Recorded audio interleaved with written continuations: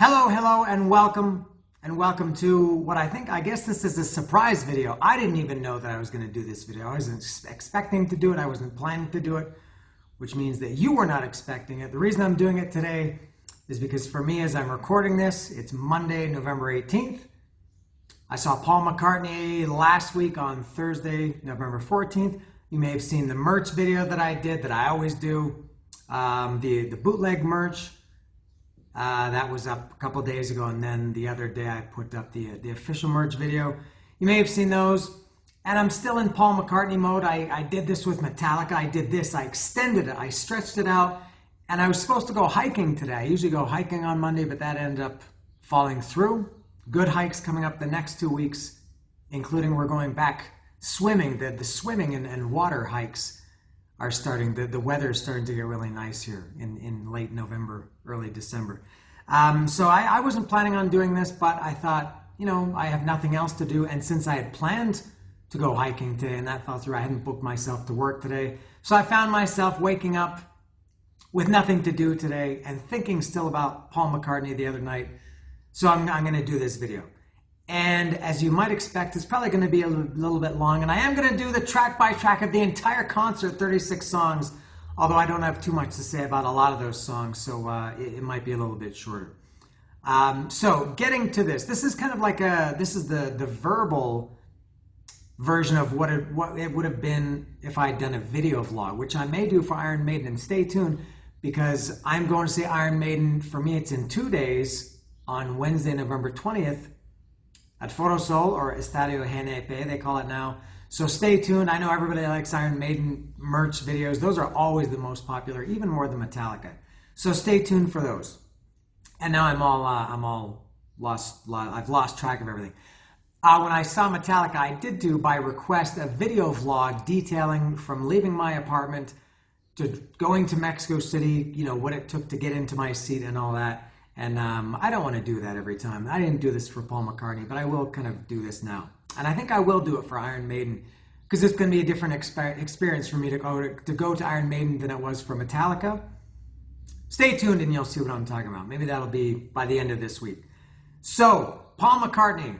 And a few people have asked me, what did you think of the show? And you always give the cliche answer. It was great. I loved it. And I don't like being cliche or giving short answers. I like giving detailed, lengthy answers. So here's the answer to anybody who asked me, how was the show? So it was last Thursday. I went with Lilia, who is my ex-wife, for those who don't know, and we left around, I think it was around 1 o'clock that we left. We stopped at the store. I bought a couple of cans of Pringles. This is all very pertinent information. I bought Pringles that I'd never seen in Mexico before. I bought a can of pizza Pringles and a can of honey mustard Pringles. Bought them both. Ate those on the drive there. I was driving. Finished them off on the way back. And we listened to Help, the Beatles album, in the car on the way there. I love that album. When Lily and I did, I talked about the entire Beatles discography from the first album to the last. That's what a discography is. A couple of years ago. And I also did an episode dedicated to Help about a year ago. And I said at the time, and I'll say again, I don't know what it is about Help. I have all the Beatles albums.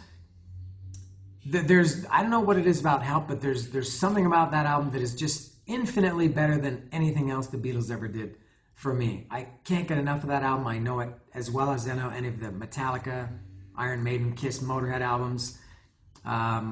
So we listened to that on the way there to kind of, get into the mood. And I do have a few notes here, not too many, but a few things I wanted to talk about. And Lily is the biggest Beatles fan that I've ever met. She knows everything about the Beatles, so it was cool to go to that with her. I'm not the biggest Beatles fan, nor Paul McCartney, but I didn't want to miss him. And being there, if I'd gone to this by myself, which I went to Metallica by myself, and I'm not going to Iron Maiden by myself. There's going to be somebody making an appearance in the Iron Maiden videos that I think you've never seen before. Who I think you've never seen before.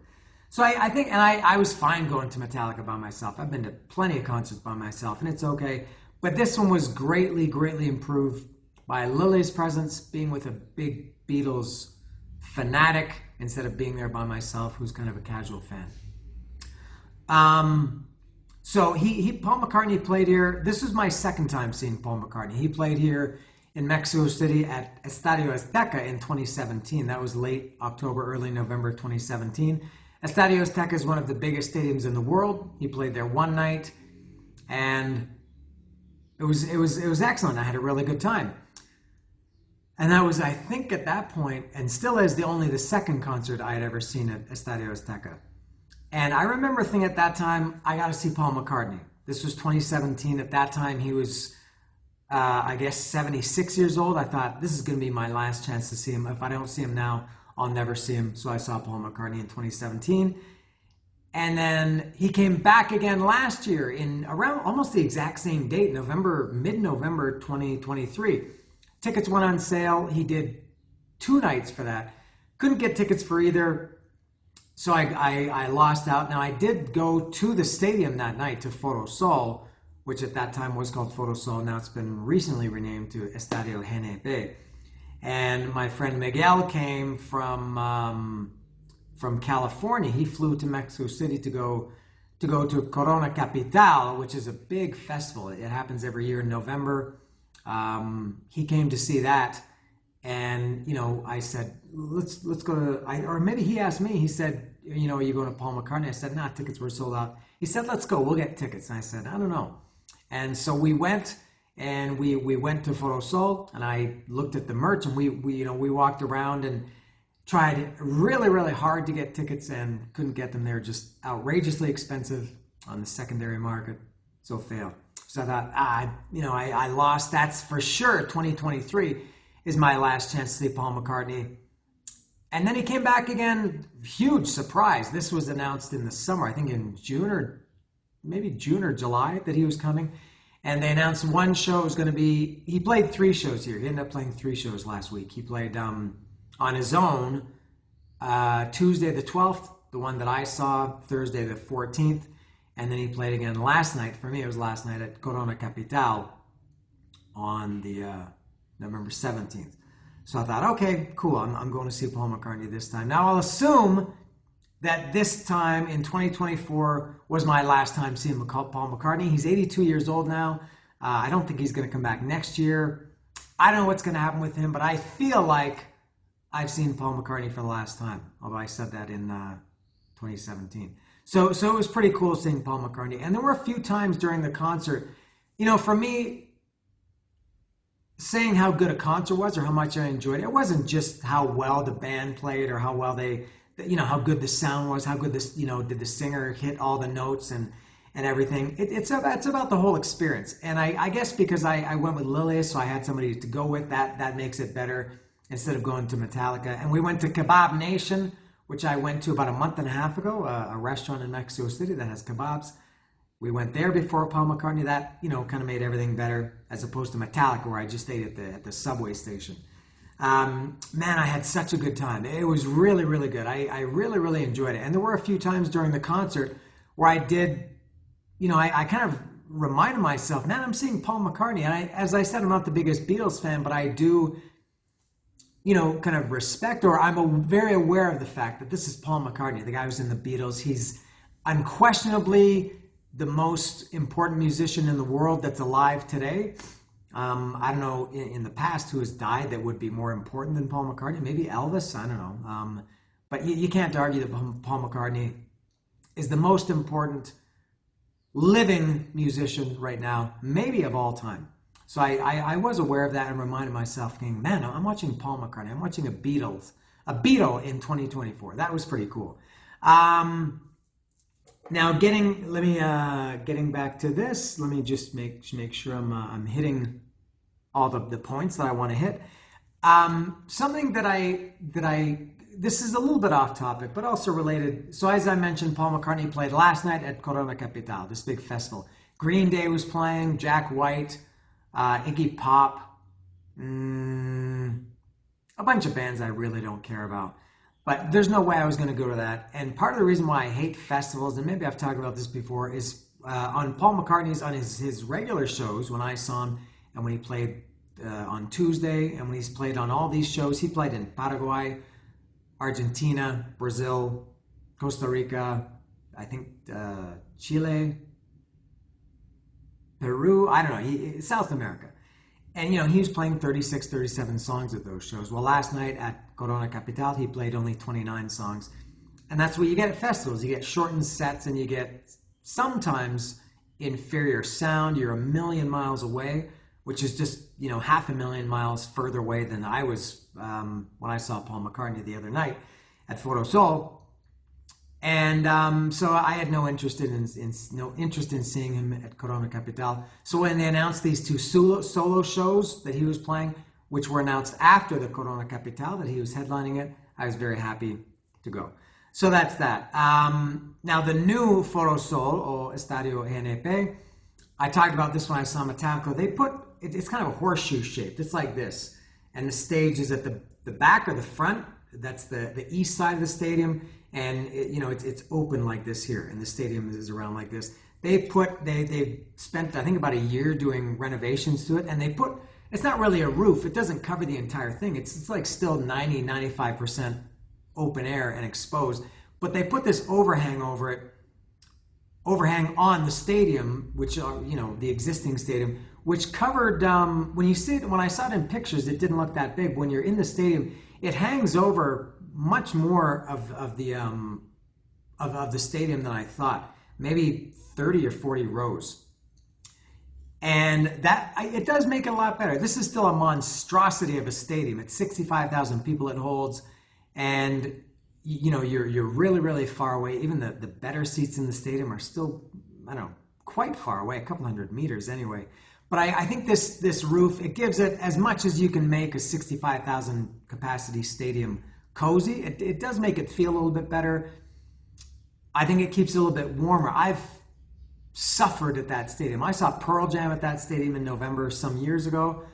Oh my God, I was freezing cold. I saw Billy Joel there in March a few years ago, the day before COVID really began, or a couple days before COVID really took over the world. I was freezing cold that night, and I learned my lesson, so I did wear a jacket. And I was quite comfortable. I'm sure you're interested in my comfort, and thank you for asking. I was comfortable, possibly thanks to this roof. I think it cuts down on the wind, because it's always windy at that stadium. Also, I'll get to this more in depth in a minute, to the sound of this concert, which was excellent. Maybe one of the best concerts I've ever heard, especially for one this size. I don't know if that has something to do with the roof or not, that not the roof, the overhang that hangs, that keeps it in a little bit. I'm not sure if that's what it is or not, but I hate to say it, but I do like this new, the addition that they've made to Photosol. And some other things too are a little bit better. It's still not good stadium though. About the merch, I did get a couple of things, and I've got them here to show you. I did buy this, and I have a question to ask about this. So I got this. I thought this was a cool shirt. It's Paul McCartney, Sgt. Pepper era, characterized as Mario Bro, or in Mexico they call him Mario Bros, I think. And I got that. Now the question is, what color is this shirt? I don't know if you can see it or not. Maybe the light here is affecting it. I'm going to tell you what color it is. Lilia claims that this is beige. This is not beige, is it? I call this, there are three things I could call this. It's either off-white or eggshell or cream. This is not beige. We got into a massive, huge argument about this that lasted the entire night, all the way home, and we both were yelling and realized that this is why we're divorced and we don't have a life together anymore, because we can't agree on colors. There's no way this is beige, and I will stand by that statement until my dying day. But I do like that shirt. It's cool. So I got that one. And I got this, and I showed it in the merch videos. I did get this cool, look at that cool mug. I'm the biggest Kiss fan you'll ever meet. Probably not. But look at that. So it's the Beatles in Kiss makeup, and they've even got the Beatles in the Kiss font. That's really, really cool. Don't buy these if you're watching from another country and you're ever planning on coming to Mexico to see a concert. Do not buy these, or any glassware, or I think any plastic, any kind of drinking container. Don't buy it before the concert, because they will not let you in and you will have wasted your money, because you have to throw it in the trash. So I got this after the concert. I saw it. It was kind of funny how I got it, if you didn't see it in the video. I had well, you can't see it here because my camera's recording this, but I have a Kiss phone case. And so I was recording the merch, And the guy, one guy showed me this cup and he said, or this mug. He said, maybe you want to buy this. And I kind of wondered, how did he know I'm a Kiss fan? And then I realized that he saw my Kiss phone case. And so, but I said, yeah, I would love to buy it. It's awesome, but I can't take it in. So he held it for me, and I told him, I promised that I would come back and pay for it, because I know some people would say, yeah, I'll buy it, and then they don't come, and then the guy saved it and could have sold it to somebody else. And in all of the merch stands, and there are hundreds, and I'm not joking about that, I'm not exaggerating. So there are literally, people love to say literally, there are literally hundreds of merch stands. This was the only guy I saw that had this one, and he only had two mugs. So I did get that. This was 100 pesos. The shirt was 200 pesos. Paul McCartney's official merch was 800 pesos. What else can I say about this? It's kind of I guess a bad thing too. Well, no, sticking with the merch, I didn't get the poster, and I'm really distraught even now. These 5 days later, I'm somewhat I'm despondent, I think is how I feel, that I didn't get that poster. I think that's only the second time in my concert history. And they don't sell posters at every concert, but I really, really wanted that poster. That's the only official merch that I ever really buy at concerts. Occasionally for smaller bands, I'll buy a shirt because they don't necessarily have bootleg merch outside. But I really, really wanted that poster. I went to the first official merch stand and I didn't see it. It was on the list of products. They had shirt, long sleeve shirt, hoodie, hat, keychain, and it said poster. It was 400 pesos, but I didn't see it on display. And I asked, do you have the poster? And he said, no, it's sold out. And I said, sold out here? Or they're all sold out? He said, no, it just sold out here. You can get it at one of the other ones. I went to, I don't know how many official merch stands there were, 6 or 5, 6, 7, 8. 5, 6, 7, 8, 7. I went to all of them. None of them had the poster, so I missed out. That it didn't ruin my night, but now I really wish that I had it. So hopefully I'll get it somewhere down the line, but I don't have high hopes. Something that didn't ruin the night, but this sucks, and this is classic Mexican crap of what you have to deal with in Mexico. The subway stops running at midnight, which is pretty early for a city the size of Mexico City. It's one of the biggest cities in the world, and having the metro end at midnight, I think is far too early. I'm from Toronto. I think in Toronto during the week it ends at 1 a.m. and maybe on weekends it's 2 a.m. I'm not sure. But I remember, because I went to so many concerts when I lived in Toronto, when there was a big concert at Skydome, a stadium or arena, they always ran the buses or the subways a little bit later, maybe an extra hour later. Well, not only do they not do that in Mexico, as soon as the show ended, we hightailed it out of the stadium and got through. And it's a fair walk, to walk from the stadium, because the stadium is at a complex that holds a Formula One race and other sporting events there. And it's a pretty fair walk to go from the stadium through the Formula One race area, then through the merch area, then into the street, and then up and across to the subway. It probably takes 15 minutes to walk there. Close to 15 minutes anyway. If you're running, you can make it in less than 15 minutes. So I was like, okay, we're gonna get it. And because we had parked at one of the other metro stations, so all we had to do was get on the metro, and we were clear to get to the car and drive back to Cuernavaca, which takes about an hour and a half maybe. So we got to I was going, yeah, we're gonna get there. It was like 3 minutes before midnight, and when they said the subway closes or stops running at 12, that means I think there are 12 or, God, this is so detailed and insignificant. There are 12 or 13 lines in the Mexico City metro system. So when it stops at 12, that means that the last train leaves each of the beginning points of the 12 or 13 lines at 12. So it starts here at 12, and then if it takes, 13 minutes to get to this station, you can still get the metro at 12:13, for example.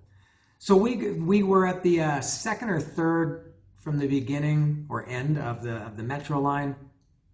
We got there at 11:58, and the metro was already closed. They actually had the doors locked, and those doors, and I've taken the metro. I've caught the last train before, sometimes at like 12:15, 12:20, and the doors are open even later than that. But horrible things. You had 65,000 people there. I don't know how many of them would have taken the subway. 20,000, I don't know, 10,000, a lot. And they basically said, nope, The subway is closed. And the subway was running because I did see it running up above, but for some reason they wouldn't let anybody into the station. That was horrible. So what we had to do was basically walk back from whence we came, and even farther, even beyond that. That took maybe another 15 or 20 minutes to go. And to Rio Churubusco, which is a big, huge, wide avenue, kind of a high-moving street, no traffic lights. It's almost like a highway, but it runs through the city. There's no traffic lights, no intersections. There's exits and entrances to get on, just like a highway. I've never seen. I probably have, but I'll say for the sake of being dramatic, I've never seen such a horrible, horrible traffic situation as this was. This was at 12:30 at night. No cars were moving. They weren't moving slowly. They weren't crawling. They were not moving at all. People basically, I think most people anyway, had just turned the ignition off on their car. Some were getting out of their car and, smoking or having something to drink or eat. And it wasn't moving. So from there, we did this when I saw, I think, Foo Fighters a couple of years ago at that same stadium. There's like a microbus or I don't know what they call it in Mexico City. Here it would be called a ruta. And it goes directly to Tasqueña. It makes a couple of other stops. I think it goes to Chabacano, and it goes to, the guy said Roma, Condesa, Chabacano, Tasqueña. We were going to Tasqueña. And you pay 50 pesos, which it's not bad. There's no way anybody would ever get an Uber, taxi, any kind of, Lyft, Didi, whatever ride service you take. There's no way you were going to get that because traffic, again, it was not moving at all. And I heard one guy, as soon as you come out of the stadium, there's guys going, taxi, servicio, taxi oficial, and they have, lanyards and everything, and they give you snacks if you book them. I heard the one guy, I heard somebody asking me how much is it, and I heard the taxi driver say 850 pesos. Compare this with the 50 pesos that my dog. I can't get through a video without my dog barking. Or a night without being awakened by him barking. I haven't had a good night's sleep in years. So we paid 50 pesos each compared to 100 pesos we paid compared to 850 that the taxi driver was charging. And I think they all would have been the same. And it would have taken you hours. So we got on that little microbus, and it took, they wait until it's filled up, which probably took close to an hour. And then, so the bus was full, and we still couldn't move. That was, I don't know how much longer. We sat on that bus for probably over an hour. And then the guy kind of, once it got full, and believe me, they really filled them up in Mexico. Once he got full and started to move, he kind of inched his way into traffic.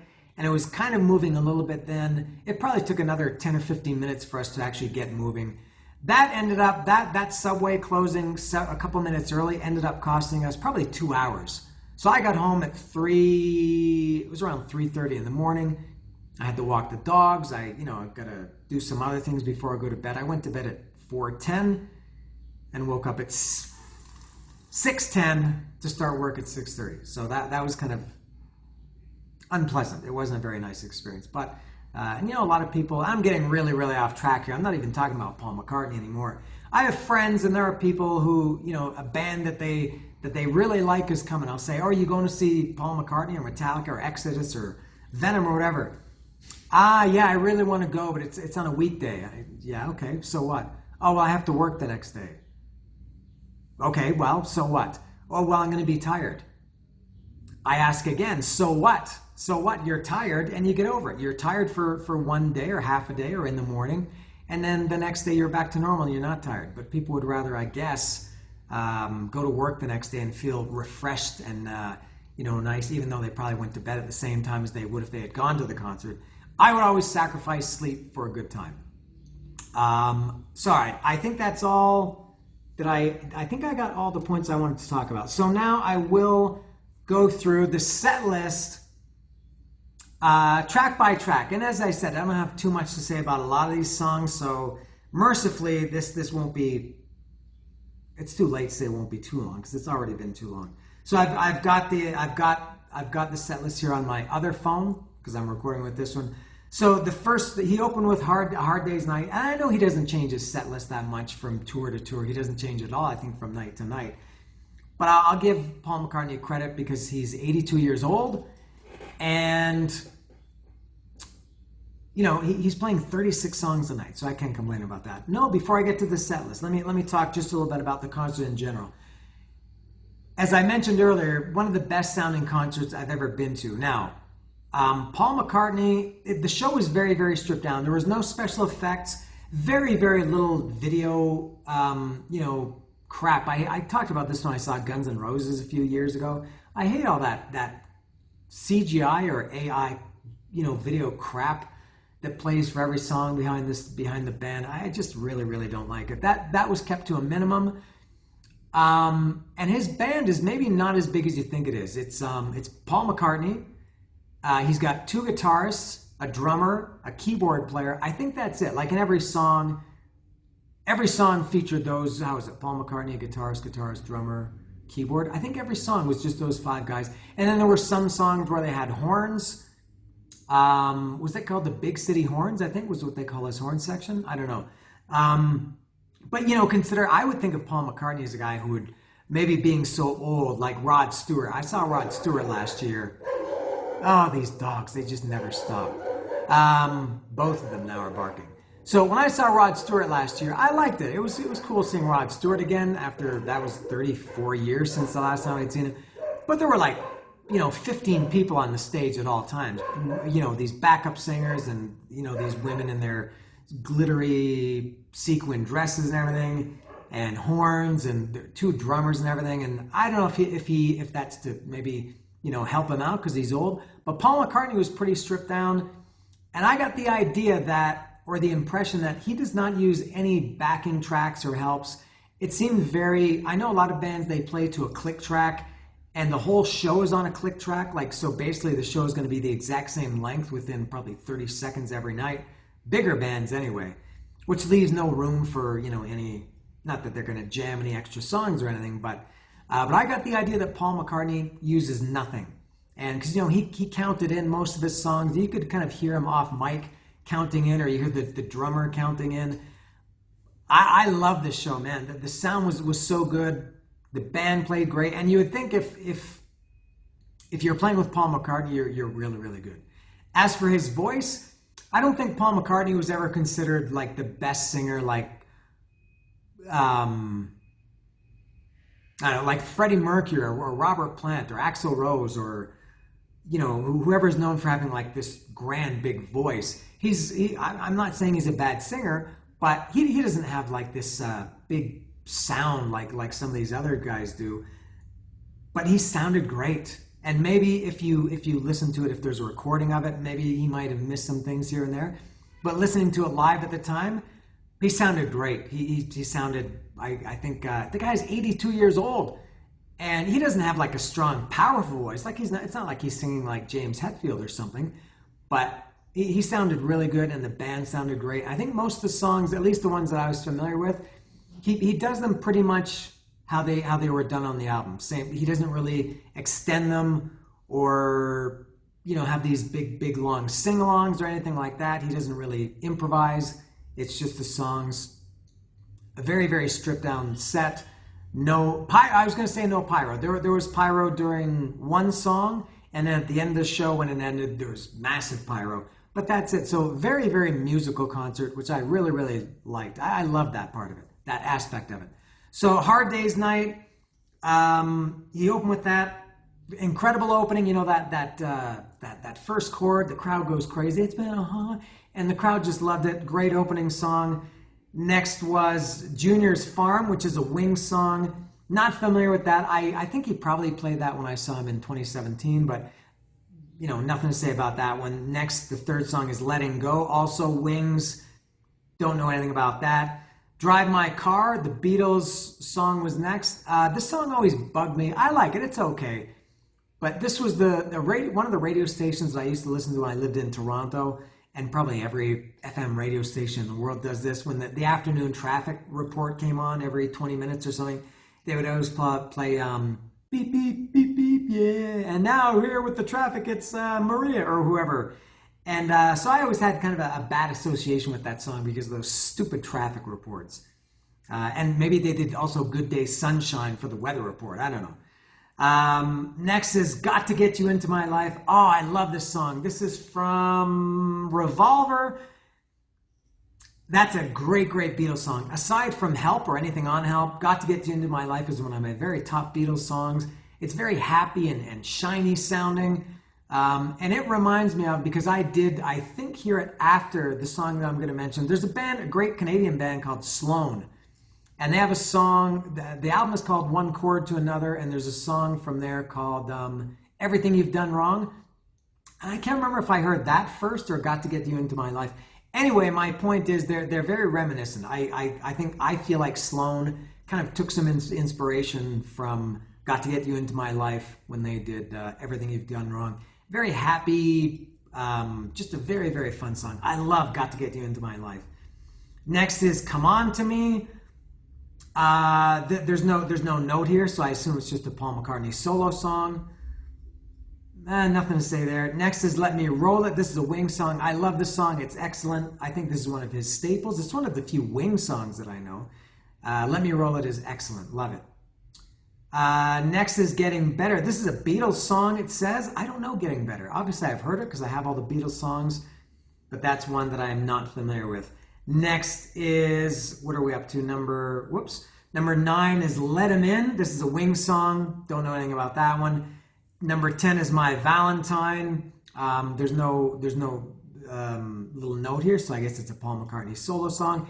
He dedicated this to his wife and everybody. I don't know if this was a social media movement or something, but a lot of people all over on the floor and in all the stands, they had these either red balloons or red heart-shaped balloons, and they were putting their smartphones behind it to light them up.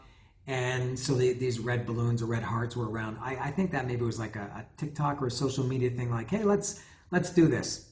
But yeah, that's My Valentine. 11 is 1985. That's a Wings song. Not too much about that one. 12 is Maybe I'm Amazed. No note for this one, so I guess it's a Paul McCartney solo song. I like this song. I remember it. I don't know why I'm familiar with it. I don't remember hearing it aside from hearing him play it when I saw him in 2017. But I like Maybe I'm Amazed.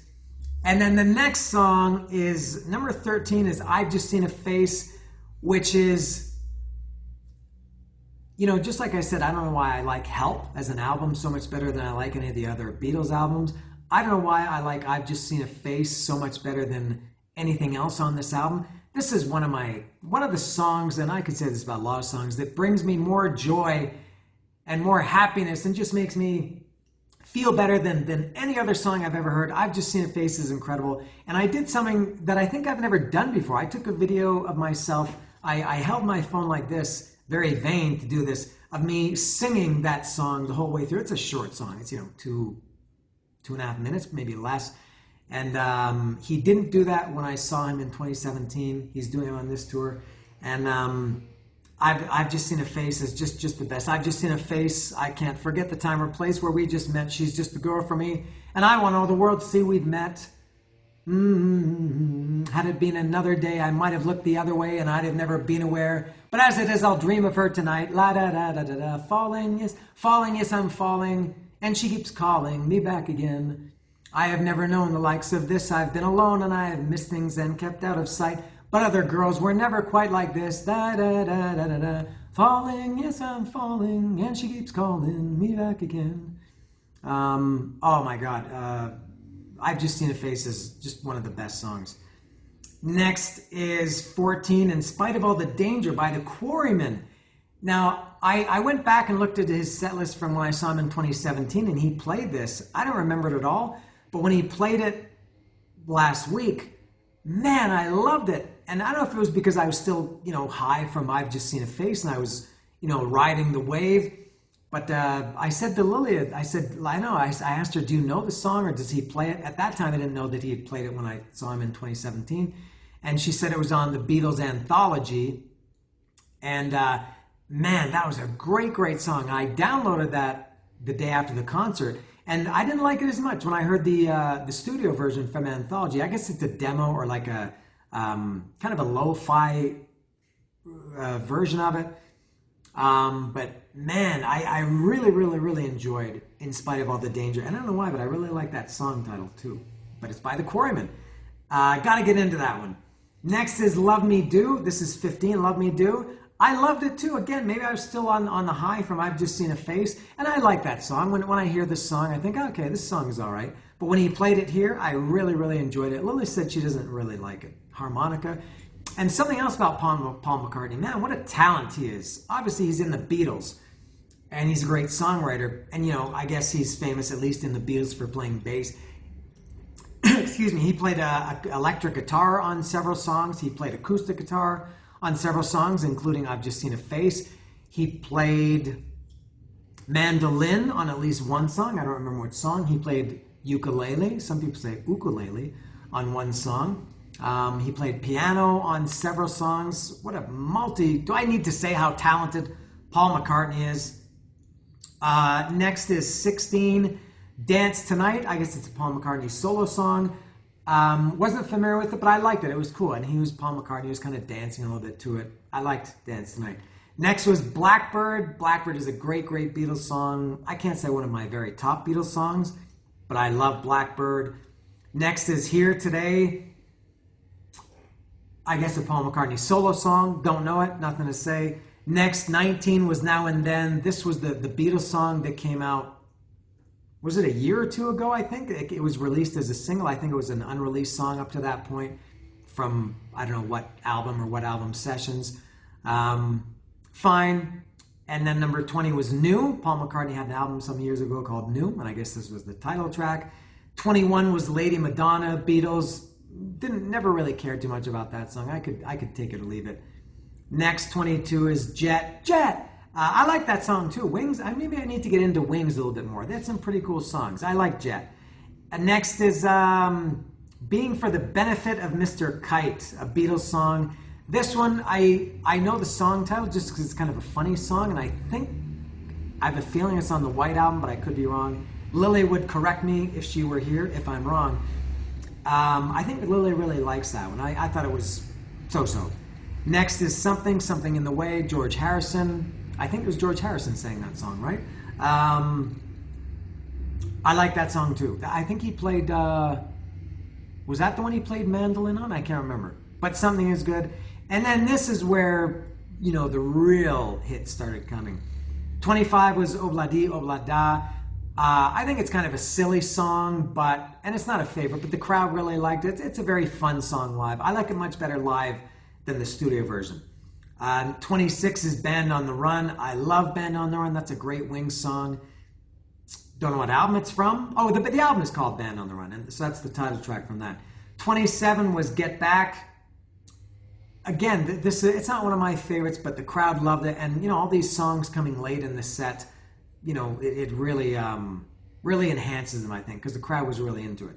Next is Let It Be. That song always bothered me. Let it be, let it be, let it be, let it be. Whisper words of wisdom, let it be. Just a little bit repetitive for me. I know it's a big song and blah, blah, blah. It's legendary. And it's good. It's another one that's good live, but crowd was into it. But I enjoyed it, I have to say.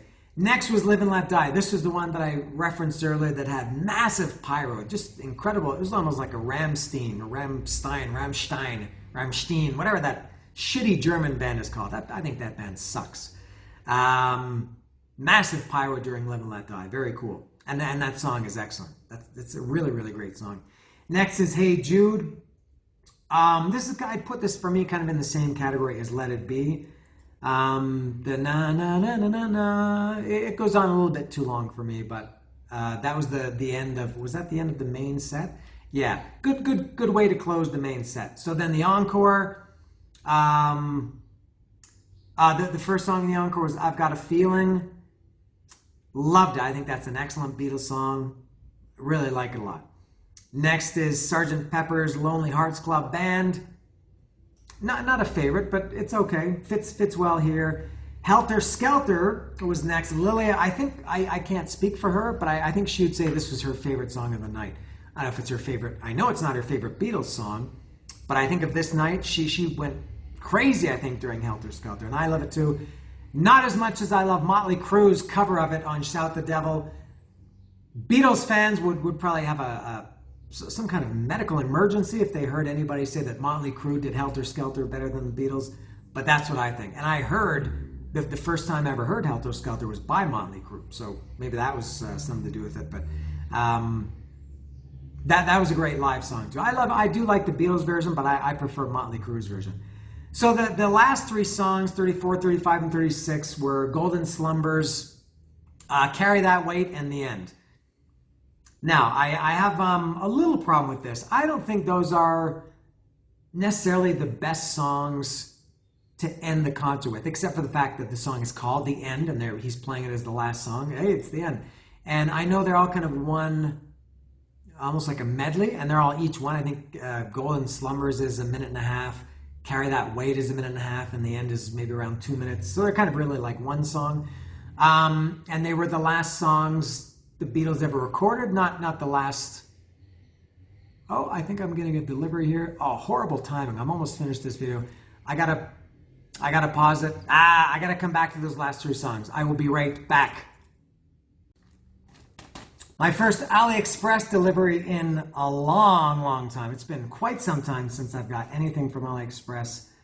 Winter is coming and I need sufficient clothing. So there we go. So getting back to that, and I wish this hadn't happened. This was bad timing because I think I'm just a couple of minutes away from finishing this video, and now I have to stop everything and put them all together and everything. Anyway, so getting back to these last three songs, Golden Slumbers, Carry That Weight, in the End. For me, they're not, they didn't, the crowd wasn't as excited for those or didn't react to those or respond to those as well as they did for like Hey Jude, Live and Let Die. He's not going to close with Live and Let Die. He's got to close with Beatles.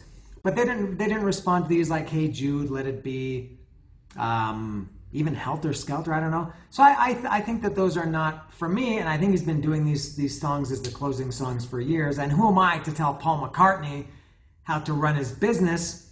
But I just thought that those were maybe not the best choices, and that Lilia, her argument was, well, they were the last three songs that the Beatles ever recorded and everything. But so I understand that, but I think most people either don't care or don't know that. Anyway, so that's it. That's my Paul McCartney. It's not a review because that sounds, I don't know, pompous and arrogant and pretentious to call it a review. But I thought I would share my experience with Paul McCartney with all of you, and thanks for watching. As I said, keep an eye out for Iron Maiden. So I'm going to see them on Wednesday the 20th. I'll probably have the bootleg merch video up on the next day. I can usually get that up the next day without any trouble. And then in the following days, watch out for some other things too. Probably official merch, and I plan to do like a vlog showing my whole day from house to stadium. And that's all. Thank you for watching. See ya.